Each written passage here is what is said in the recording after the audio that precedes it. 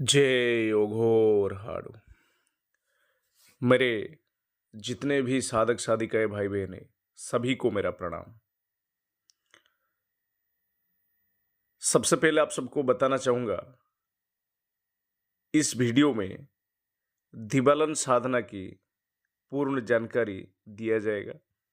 कारण ये है, बहुत सारे लोगों ने ईमेल के जरिए और व्हाट्सएप पर मैसेज करके काफ़ी सारे सवाल पूछे।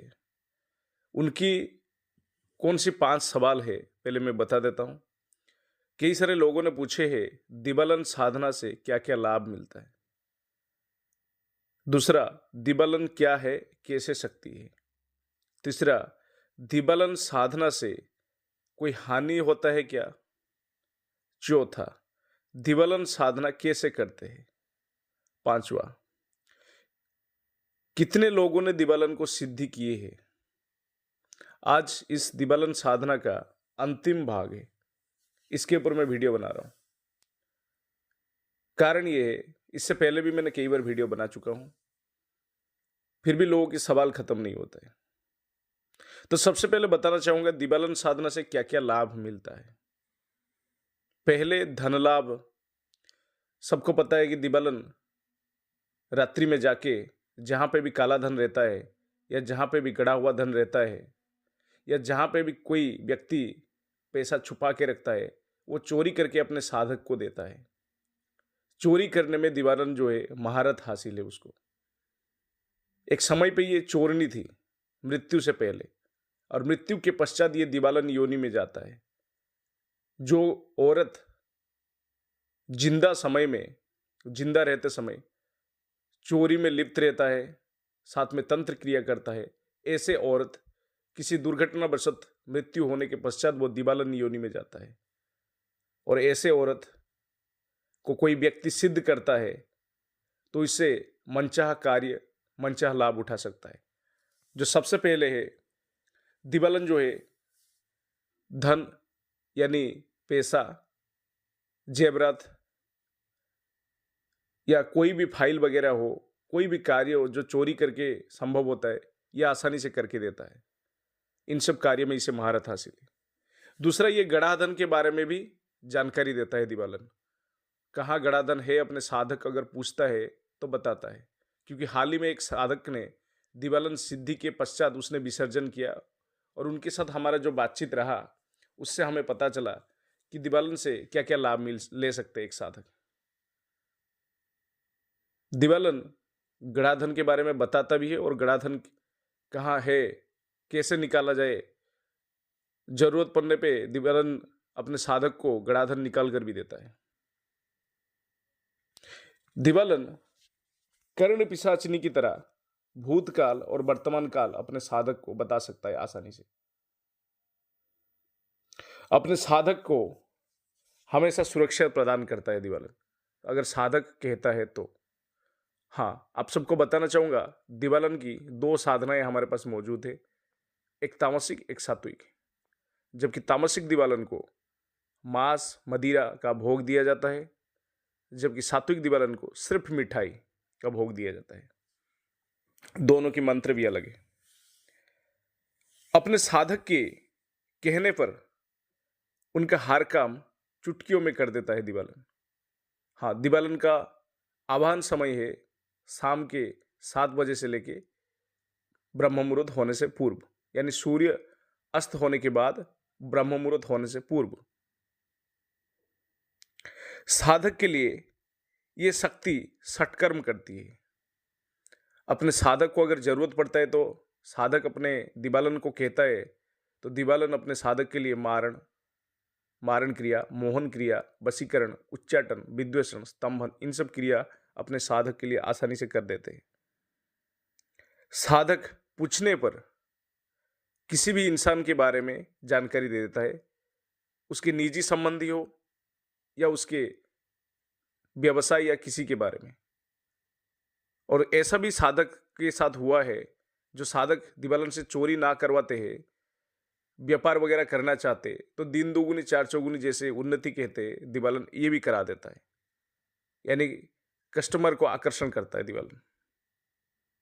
हाँ, पहले सवाल हो गया कि दिबालन साधना से क्या क्या लाभ मिलता है। दूसरा हुआ दिबालन क्या है, कैसे शक्ति। देखिए, दिबालन चुड़ैल जैसे शक्ति होते हैं, ये स्त्री योग शक्ति होते हैं। मैंने पहले ही कह चुका हूं, ऐसे स्त्री जो जिंदा रहते समय चोरी करते हैं और तंत्र क्रिया साथ में करते हैं, तंत्र क्रिया में इनको महारत हासिल हो और चोरी में महारत हासिल हो, ऐसे क्रिया मृत्यु के पश्चात दिबालन योनि में जाते हैं। ये चुड़ैल जैसे शक्ति होते हैं, लेकिन एक चुड़ैल में जितनी ताकत होते हैं उनसे 100 गुना ज्यादा ताकत दिबालन में होता है। और दिबालन को चुड़ैल जो सिद्ध करने में कठिन होता है, लेकिन दिबालन को घर बैठे बंद कमरे में आसानी से सिद्ध किया जा सकता है। तो चुड़ैल से कई गुना ज्यादा सौम्य और बेहतर साधना है। कई लोग कहते हैं कि दिबालन साधना बहुत ही डरावनी है, खौफनाक है, ये इंसान को मार देता है। जबकि हमने जितने सारे साधक को हमने साधना करवाया है, उनके विसर्जन के पश्चात उनसे जो अनुभव लिए हैं, ऐसा कुछ भी नहीं है। ये सौम्य तरीके से है। और दिबालन अपने साधक को हद से ज्यादा मदद करता है। इसके पीछे का कारण ये है, दिबालन को कोई व्यक्ति अगर सिद्ध करता है और उसकी विसर्जन करता है, तभी दिबालन को मुक्ति मिलता है। यानी दिबालन योनि में फंसे हुए औरत जो एक श्राप के कारण उस योनि में फंसे हुए रहते, कोई व्यक्ति उनको सिद्ध करता है और सिद्धि के पश्चात जब उनको विसर्जन करता है, तब दिबालन योनि में फंसे हुए औरत की मुक्ति होता है। तीसरा सवाल है, दिबालन साधना से कोई हानि होता है? जी नहीं होता है कोई भी हानि, क्योंकि ये एक तरह का सौम्य साधना है, लेकिन तामसिक भी है, सात्विक भी है। जो व्यक्ति जिस तरीके से करना चाहे कर सकता है। जो व्यक्ति मांस मदिरा ग्रहण करता है खुद स्वयं, तो वो व्यक्ति तामसिक तरीके से सिद्धि हासिल कर सकता है। और जो व्यक्ति ये सब ग्रहण नहीं करता है, तो वो सात्विक तरीके से सिद्धि हासिल कर सकता है। चौथा सवाल, दिबालन साधना कैसे करते हैं? देखिए, कुछ खास सामग्री लगता है दिबालन साधना में। सबसे पहले मरी हुई औरत की कपड़े। जो औरत दुर्घटनावशत या किसी भी अस्वाभाविक तरीके से मृत्यु हुआ हो, स्वाभाविक ना हो, ऐसे औरत की कपड़ा चाहिए होते हैं। उल्लू का नाखून चाहिए होते हैं। कुंवारी कन्या के बाल चाहिए होते हैं। गटर का पानी चाहिए होते हैं। और खास चीज इसमें जो होता है, काम्य सिंदूर चाहिए होते हैं। इन सब चीजों को साथ में मिला लिया जाए, एक के ऊपर एक रखा जाए और दिबालन का 101 मंत्र जाप पढ़कर गटर के पानी के एक बार मंत्र पढ़ने के बाद छींटा मारा जाए 101 बार मंत्र पढ़ने पे, तो दिबालन आसानी से सिद्ध होता है। और ये प्रत्यक्ष रूप में सिद्ध होता है। और अपने साधक को वचन देने के बाद ये साधक के पास हमेशा के लिए बन जाता है।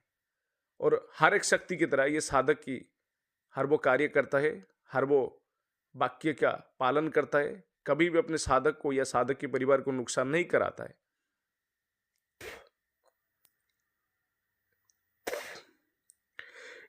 कितने लोगों ने दिबालन सिद्धि किए हैं, ये आखिरी सवाल है। कई सारे साधक ने ये हमें पूछे हैं, तो मैं आप सबको बताना चाहूंगा, तकरीबन पूरे भारतवर्ष में जितने मेरे शिष्य हैं, उनमें से मेरे बहुत सारे शिष्य हैं, लेकिन दिबालन साधना हर कोई शिष्य नहीं करता है। कारण ये तामसिक साधना है, लेकिन इसका सात्विक भी साधना भी है। तकरीबन मेरे शिष्यों में से 96 साधक ने साधना किए थे और उनमें से 93 साधक को सिद्धि हासिल मिला है। बाकी 3 लोग जो है वो साधना से बीच में से उठ गए, डर की वजह से नहीं है, क्योंकि दूसरा कारण था। एक साधक के पैर में दर्द था। 2 साधक क्या है, मंत्र गलत उच्चारण कर रहे थे, तो मैंने उनको बीच साधना से उठा दिया। मैंने कहा बाद में साधना कर लेना। बाकी जो तीसरे साधक है, वो साधक साधना में बैठते ही उसको एक मतलब पानी पीने का मरीज था। वो मतलब ज्यादा पानी पीता था, साधना में बार बार पेशाब करने उठता था, तो मैंने उसको उठा दिया। बाकी मैं पहले भी चैलेंज कर चुका हूं, अब भी चैलेंज कर रहा हूं। जो व्यक्ति जिनको मेरी बातों पे विश्वास नहीं होता है, उनके लिए ये चैलेंज है। जो व्यक्ति मेरे हर वो बात मानकर साधना में बैठेगा और जैसे जैसे हमारी तरफ से कहा जाएगा हूबहू वैसे वैसे करेगा, फिर भी अगर उसको साधना सिद्धि नहीं हुआ, तो वो जो दक्षिणा उन्होंने हमको दिए है, सामग्री के लिए या साधना के लिए, मंत्र जागृत चढ़ावा के लिए और सामग्री के लिए, ओरिजिनल सामग्री के लिए, हम उनको उसका दुगना दक्षिणा राशि वापिस करेंगे अगर उनको सिद्धि नहीं हुआ। शर्त यही है, हम जैसे जैसे कहेंगे आपको हूबहू वैसे वैसे साधना करना है और कुछ नहीं है। ये चैलेंज हमेशा के लिए रहेगा, नए साधकों के लिए भी और जो पुराने साधक है उनके लिए भी। एक बार सामग्री लेने के बाद 3 बार साधना कर सकता है एक इंसान, लेकिन कोई इंसान पूर्ण विधि विधान से किए तो एक बार में सिद्धि हासिल मिल जाता है आसानी से। कारण ये है, दिवालन योनि में जितने औरतें हैं वो सब चाहते हैं कि उनको कोई सिद्ध करे ताकि उनकी मुक्ति का रास्ता खोले। जब कोई इंसान उसे सिद्ध करेगा, उनसे काम लेगा दिवालन शक्ति से, तभी उनका विसर्जन के बाद उनको मुक्ति मिलता है। यही राज होता है शक्ति योगा। जय योगराडु। शुभ रात्रि।